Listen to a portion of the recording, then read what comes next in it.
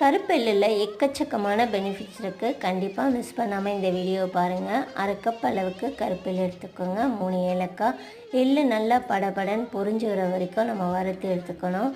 இது நல்லா வறுத்தால் தான் நமக்கு அந்த கசப்பு தன்மை இருக்காது. அதுக்காண்டி ரொம்பவும் வறுத்திங்கன்னா ரொம்ப கரிஞ்சு போய் ஒரு மாதிரி வாசனை வந்துடும். படபடப்பு வந்ததுமே நம்ம வறுத்ததை மிக்ஸி ஜாரில் சேர்த்துட்டு நல்லா ஆற விட்டுறணும்.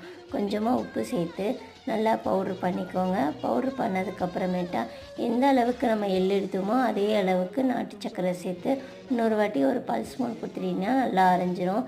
இப்போ நம்ம இதை நல்லா எல்லாத்தையும் வெளியே எடுத்துட்டு இப்போ கொஞ்சமாக நெய் சேர்த்துட்டு நல்லா உருண்டை பிடிச்சி வச்சிட்டிங்கன்னா போதும்.